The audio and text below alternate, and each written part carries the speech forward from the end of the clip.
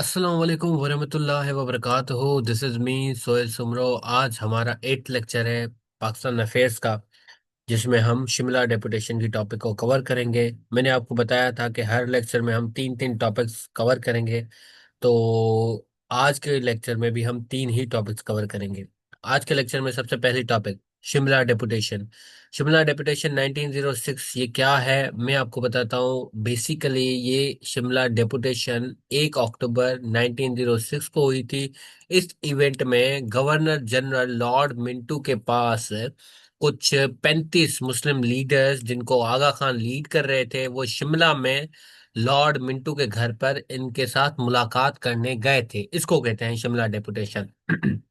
35 मुस्लिम leaders की delegation lead by आगा खान जो है मिलते हैं ये किसके साथ? लॉर्ड मिंटू के साथ। कब मिलते हैं? 1 अक्टूबर 1906 को। ठीक है।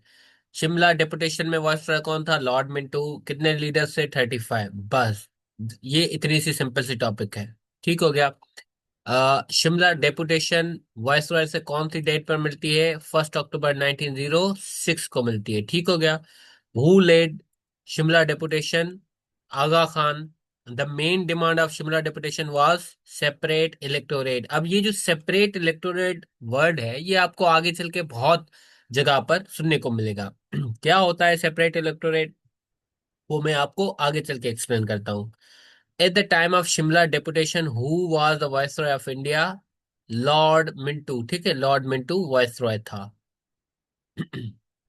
अब 1906 में शिमला डेपुटेशन होती है। 1 अक्टूबर 1906 में शिमला डेपुटेशन होती है, और उसके 3-4 महीने बाद 30 दिसंबर 1906 को ऑल इंडिया मुस्लिम लीग बनती है, मुसलमानों की एक पॉलिटिकल पार्टी। ठीक है। कहां पर बनती है? ढाका में। आपसे एमसीक्यू पूछेगा, ऑल इंडिया मुस्लिम लीग कहां पर बनी? ढाका में बनी। कब बनी? 30 दिसंबर। और ऑल इंडिया नेशनल कांग्रेस कब बनी थी? वो बनी थी 28 दिसंबर। ठीक है, तो ये थोड़ा सा डिफरेंस आपने याद रखना है। All India Muslim League was the first Muslim political party of India. ठीक है।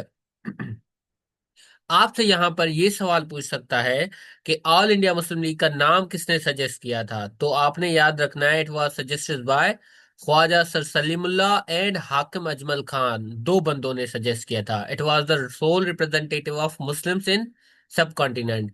अब क्या ऑब्जेक्टिव थे ऑल इंडिया मुस्लिम लीग को बनाने में? मैं आपको बताता हूँ। ऑल इंडिया मुस्लिम लीग को बनाने के जो ऑब्जेक्टिव थे, उसमें पहला ये था to create a sense of loyalty among Muslims towards British. मुसलमान जो उस वक्त थे वो प्रो ब्रिटिशर्स थे। सर सैयद अहमद खान से लेके जितने भी थे वो प्रो ब्रिटिशर्स थे। तो इस चीज को मुसलमानों के बीच में क्रिएट सेंस क्रिएट करने के लिए, लॉयल्टी का सेंस क्रिएट करने के लिए दे नीडेड अ प्लेटफॉर्म, जिन्होंने ऑल इंडिया मुस्लिम लीग बनाया फिर। तो दूसरा जो है ऑब्जेक्टिव ये था to represent the needs rights and interest of Muslims of Indian subcontinent. वहां पर इंडियन सबकॉन्टिनेंट में जो मुसलमान रहते थे, उनके हुकूक, उनके इंटरेस्ट, ठीक है, उनको सेफ गार्ड करने के लिए, उनको रिप्रेजेंट करने के लिए भी इनको एक प्लेटफॉर्म की जरूरत थी। तो ये ऑल इंडिया मुस्लिम लीग प्लेटफॉर्म इन्होंने तभी बनाया। ठीक है। इसी तरीके से तीसरा भी ऑब्जेक्टिव है। ये इतना मैटर नहीं करता, सवाल जो पूछेंगे वन पेपर में वो ये होंगे, मेन पॉइंट्स आपकी ये होनी चाहिए। फर्स्ट प्रेसिडेंट कौन सा था? आपने ये याद रखना है। पूछता है ऑल इंडिया मुस्लिम लीग का पहला प्रेसिडेंट कौन था? सर सुल्तान मोहम्मद, जिसको आगा खान भी कहते हैं। अब कभी कभी आगा खान ऑप्शन में नहीं देता, सर सुल्तान मोहम्मद दे देता है, तो आपने कंफ्यूज नहीं होना। सर सुल्तान मोहम्मद सेम ही है आगा खान। ठीक है। ये 1906 यानी जब पार्टी बनी थी तब से लेके 1913 तक ये प्रेसिडेंट रहे। मोहम्मद अली जिन्ना ने 1913 में मुस्लिम लीग ज्वाइन की। सवाल पूछा जाता है कि मोहम्मद अली जिन्ना ने ऑल इंडिया मुस्लिम लीग कब ज्वाइन की? 1913 में। इन्होंने जब मुस्लिम लीग ज्वाइन की तब ये कांग्रेस के भी मेंबर थे। उन्होंने कांग्रेस से रिजाइन अभी तक नहीं किया था। ये आगे चल के 1920 में रिजाइन करते हैं कांग्रेस से। ठीक है। Mohammad Ali Jinnah became president of all India Muslim League in 1916। 1913 में ज्वाइन करते हैं, 1916 में यानी 3 साल के बाद प्रेसिडेंट भी बन जाते हैं।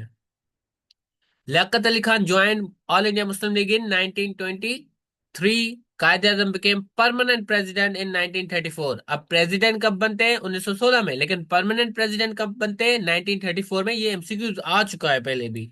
फातिमा जिन्ना ने कब ज्वाइन की? 1939 में, ठीक है। अब जो रिजोल्यूशन ऑल इंडिया मुस्लिम लीग को पास करने की पेश की गई, वो किसने पेश की और कहां पर पेश हुई, ये भी पूछा जाता है। तो ऑल इंडिया एजुकेशनल कॉन्फ्रेंस की मीटिंग हो रही थी, वहां पर ये रेजोल्यूशन पेश की गई। किसने पेश की थी? आई गेस सर सलीमुल्लाह ने। वो आप एमसीक्यूज में पढ़ेंगे। अब ऑल इंडिया मुस्लिम लीग के जो मोस्ट इंपॉर्टेंट एमसीक्यूज है वो यहां पर है, इनको कवर करते हैं। देखिए, ये एक एक एमसीक्यूज आपका इंपॉर्टेंट है, ये पूछा जाता है एग्जाम में। All India Muslim league was founded in, Dhaka में बनाई गई थी, लेकिन इसका हेडक्वार्टर कहाँ था? लखनऊ में था, ठीक है। Who was the first president of all India Muslim League? Sir Aga Khan. Quaid-e Azam join Muslim League in 1913 in which city? कौन से शहर में? लखनऊ में। ये बहुत मर्तबा पूछ चुका है। All India Muslim League observed day of deliverance after resignation of all India Congress ministers on which date? What date? 22 दिसंबर 1939। ये बहुत मर्तबा एमसीक्यू आ चुका है। अब इसका थोड़ा सा मैं आपको बताता हूँ। What is day of deliverance? 1937 में जनरल इलेक्शंस होते हैं, and that time India was divided into 11 provinces. उन 11 प्रोविंसेस में से 8 प्रोविंसेस में कांग्रेस इलेक्शन जीत जाती है, 3 प्रोविंसेस में ऑल इंडिया मुस्लिम जीत जाती है, ठीक है, अपोजिशन के साथ मिलके। अब 8 सूबों में ऑल इंडिया नेशनल कांग्रेस की जो हुकूमत है वो कायम हो जाती है। अब ये क्या करते हैं, 1937 से लेकर 1939 तक 2 साल हुकूमत करते हैं, उसके बाद जो है रिजाइन कर देते हैं। अब रिजाइन क्यों करते हैं मैं आपको बताता हूँ। 1939 में शुरू होती है वर्ल्ड वॉर 2, और ब्रिटिशर्स क्या करते हैं, वो इंडिया की पार्टिसिपेशन का ऐलान कर देते हैं इस जंग में। और ऑल इंडिया नेशनल कांग्रेस को इस चीज की जो है थोड़ी सी इनको ये चीज बुरी लगती है कि आप हिंदुस्तान की सबसे बड़ी पॉलिटिकल पार्टी से बिना सलाह मशवरा किए और उसको इन्फॉर्म किए आप ऐलान कर देते हैं, तो ये तो ऐसा तो नहीं चलेगा। तो इसलिए वो रिजाइन कर देते हैं अपनी मिनिस्ट्री से। लेकिन ऑल इंडिया मुस्लिम लीग को फर्क नहीं पड़ता, वो कहती है वो डे ऑफ डिलीवरेंस ऑब्जर्व करती है, उसको सेलिब्रेट करती है इस दिन को, कि अच्छा हुआ जान छूटी कांग्रेस से। क्यों? क्योंकि कांग्रेस ने 8 सूबों में बड़ा मतलब गर्क किया हुआ था उनको, ठीक है। तो ऑल इंडिया मुस्लिम लीग वाले कहते हैं कि हम तो रिजाइन नहीं करेंगे, हम तो अपनी पूरी हुकूमत पूरे साल पूरे करेंगे। तो ये होता है डे ऑफ डिलीवरेंस, ठीक हो गया। थोड़ा सा मैंने आपको ओवरव्यू दे दिया। अब पांचवा एमसीक्यू है, how many Muslim seats were secured by all India Muslim League in 1945-46 election of provincial assemblies? मैंने आपको पहले बताया कि एक पहला इलेक्शन होता है 1937 में, दूसरा इलेक्शन होता है 1945 से लेकर 46 में, ठीक है, जिसमें प्रोविंशियल असेंबली में ऑल इंडिया मुस्लिम लीग ने 425 सीट्स जीती थी। ये आपने याद रखना है। Constitution of All India Muslim League was drafted in 1907, headed by Maulana Muhammad Ali Johar. When Liaquat Ali Khan became the General Secretary of All India Muslim League, 1936 में ये जनरल सेक्रेटरी बनते हैं। When did All India Muslim League succeeded in getting the right of separate electorate? कब इनको मिलते हैं? 1909 में मिलते हैं। अब सेपरेट इलेक्टोरेट का ये मतलब होता है कि अलग इनकी एक रिप्रेजेंटेशन हो असेंबली में। आ, जैसे कि अगर फॉर एग्जांपल 100 सीट्स हैं, तो उसमें पर्टिकुलर फॉर एग्जांपल 25 जो सीट होंगी उसमें मुसलमान ही बैठेंगे, वही रिप्रेजेंट करेंगे। उन 25 पर कोई भी दूसरा मजहब का बंदा नहीं बैठ सकता, ठीक है। तो ये कुछ सेपरेट इलेक्टोरल कहानी थी। अब ये जो थी इंडियन नेशनल कांग्रेस आगे एंड तक चल के ये इसका इनकार करती है, इसको डिसमिस करती है कि नहीं भाई, सेपरेट इलेक्टोरेट क्यों होंगे, इंडिया को डिवाइड नहीं होना है, और इंडिया जो है यूनाइटेड इंडिया है, और यूनाइटेड इंडिया ही रहेगा, और सेपरेट इलेक्टोरेट नहीं होगा। ऐसा होता तो जाहिर सी बात है मुसलमानों की अक्सरियत अलग है, वो मुसलमानों को वोट देते, ईसाइयों की अलग है, वो ईसाइयों को वोट देते, ठीक है। इस तरीके से माइनॉरिटीज की डिफरेंट सीट्स होती। The first session of all India Muslim League was held in, पूछा गया है सवाल, कराची में हुआ था 1907 में, ठीक है। 1906 में बनी थी, 1907 में इसका पहला सेशन हुआ था। When did Fatima Jinnah join Muslim league? 1939 में इन्होंने ज्वाइन किया था, ठीक हो गया। उसके बाद Quaid-e Azam resigns from Congress in 1920, ये भी पूछ चुका है सवाल। Which city was the headquarter of all India Muslim League? Lucknow headquarter था, ये भी सवाल आ चुका है। Muslim League demanded the constitutional reforms in which year? 1927 which act introduce diarchy system in the province. अब डियारकी सिस्टम क्या है, मैं पहले आपको ये बताऊं कि diarchy system government of India act 1919 में इंट्रोड्यूस करवाया था। अब मैं आपको बताता हूं कि ये क्या है। ये बेसिकली इसको कहते हैं ड्यूअल रूल। उस वक्त क्या हुआ कि जो पावर थी दो लोगों के बीच में डिवाइड की गई, ब्रिटिश ऑफिशियल्स के और इंडियन मिनिस्टर्स के। ब्रिटिश ऑफिशियल्स के गवर्नर होगा, जो कि जिसको वायसरॉय कहते हैं हम। उसके अलावा जो है ये कौन से सब्जेक्ट्स कवर करेंगे, लॉ को कवर करेंगे, यानी कानून क्या होगा, फिनांस को और पुलिस को, ठीक है। इंडियन मिनिस्टर एजुकेशन की पॉलिसीज और ये छोटे छोटे जो काम है वो कवर करेंगे। यानी इसका मतलब ये है इजी अल्फाज में कि जो कंट्रोल जो है पूरा का पूरा मेन कंट्रोल वो ब्रिटिश ऑफिशियल ही संभालेगी, बाकी के काम जो है इंडियन मिनिस्टर करेंगे। ये डिया के सिस्टम किसमें, गवर्नमेंट ऑफ इंडिया एक्ट 1919 में अनाउंस किया गया for the very first time, ठीक है। तो ये चीज आपने याद रखनी है। In 1916, where was a joint session of All India Muslim League and Indian National Congress held. Lucknow में ये जॉइंट सेशन हुआ था। कायदे आजम ने कुछ एफर्ट्स की थी कि मैं क्या करूं कि हिंदुओं को और मुसलमानों को एक ही प्लेटफॉर्म पे लेके आके जो है हम अपनी कुछ पॉइंट्स रखें और ब्रिटिशरों के खिलाफ हो, ना कि हम आपस में लड़ें। क्योंकि इनको पता था, ये एक वकील थे बहुत बेहतरीन, इनको पता था कि ब्रिटिशर्स की जो पॉलिसी है डिवाइड एंड रूल वाली पॉलिसी होती है, वो दूसरों को लड़ा के खुद रूल करते हैं। तो ये इस चीज में हमने नहीं पढ़ना। तो आपसे ये भी एमसीक्यू पूछता है कि 1960 में जो लखनऊ पैक्ट हुआ था इंडियन नेशनल कांग्रेस और ऑल इंडिया मुस्लिम लीग का, उसका जो मेन रोल प्ले करने वाला बंदा था वो कौन था, वो कायदे आजम ही था। ऑल इंडिया मुस्लिम league observe direct action day कब करते हैं, ये 14 अगस्त 1946 को ये करते हैं। The formation of all India Muslim League was fuelled by Bengal partition. The resolution for the formation, अच्छा ये जो है इसके आगे नीचे इजी है, ये आपने खुद करने हैं। आखिरी टॉपिक, मिंटू मॉर्ले रिफॉर्म्स। अब ये क्या है मिंटू मॉर्ले रिफॉर्म्स, इसको डिस्कस करते हैं।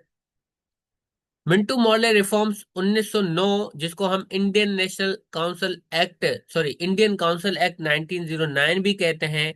ये बेसिकली ब्रिटिश पार्लियामेंट में एक एक्ट पास करवाया गया था जिसमें कुछ थोड़े से रिफॉर्म्स किए गए थे। किसमें रिफॉर्म्स, लेजिस्लेटिव काउंसिल में। अब लेजिस्लेटिव काउंसिल जैसे हमारे यहाँ पर नेशनल असेंबली है ना, उस वक्त इसको लेजिस्लेटिव काउंसिल कहा जाता था, ठीक है। उसमें थोड़ी से रिफॉर्म्स किए गए according to Minto Morley reform, ठीक है। और ब्रिटिश इंडिया की जो गवर्नेंस है उसमें इंडियंस की जो इन्वॉल्वमेंट है उसको इंक्रीज किया गया था। यानी basically this was a positive sign कि ब्रिटिश इंडिया के अफेयर्स में, उसकी गवर्नेंस में इंडियंस की जो पार्टिसिपेशन है उसको इंक्रीज कर दो। तो ये था मिंटू मॉर्ले रिफॉर्म्स। अब कैसे इंक्रीज, मेजर प्रोविजंस क्या थी मैं आपको बताता हूँ। लेजिस्लेटिव काउंसिल जो सेंटर में थी, जो प्रोविंसेस में थी, उनको इंक्रीज किया गया। यानी जैसे नेशनल असेंबली और प्रोविंशियल असेंबली की सीट्स इंक्रीज करें वैसा ही सेंट्रल लेजिस्लेटिव काउंसिल इंक्रीज की गई थी। कहां से कहां तक, 16 से 60 तक। लेजिस्लेटिव काउंसिल पंजाब आसाम बर्मा की 30 मेंबर्स बढ़ाए गए थे और legislative council for Bengal Bombay Madras और यूनाइटेड प्रोविंस की 50-50 बढ़ाई गई थी, ठीक है। तो आपसे ये सेंट्रल वाला पूछता है बहुत ज्यादा कि कितनी सीट बढ़ाई गई थी सेंट्रल में, तो 60, ठीक हो गया। अब इसके मेन पॉइंट्स करते हैं। जब मिंटो मॉर्ले रिफॉर्म्स हुए तो वायसरॉय कौन था, लॉर्ड मिंटो। और सेक्रेटरी ऑफ स्टेट था जॉन मॉर्ले। इसीलिए ही मिंटू इसका आखिरी वाला और मॉर्ले इसको आगे रख दिया गया, इसलिए इसका नाम पड़ा Mintu Morley reforms. Mintu Morley reforms कब पास किए गए, 1909 में। When were the Mintu Morley reforms repealed. अब इसको, इस एक्ट को खत्म कब किया गया, मैं आपको यहाँ पर थोड़ी सी रिकॉल करवा दूं आपको कि ये एक्ट मिंटू मॉर्ले रिफॉर्म्स 1919 में रिपील किया जाता है। इसकी जगह पर गवर्नमेंट ऑफ इंडिया एक्ट 1919 आता है, जो कि उसमें फर्दर रिफॉर्म्स किए जाते हैं। कैसे, मैं आपको बताता हूँ। जब 1916 में लखनऊ पैक्ट हुआ तो इंडियन नेशनल कांग्रेस और ऑल इंडिया मुस्लिम लीग बैठ के ग्रीवेंसेस अपनी दूर करती हैं और जो है उसमें कुछ प्रोविजंस लेके आते हैं कि भाई ये जो चीजें हैं, ब्रिटिश इंडिया को कहते हैं कि ये चीजें हमें चाहिए। उसमें सेपरेट इलेक्टोरेट भी था।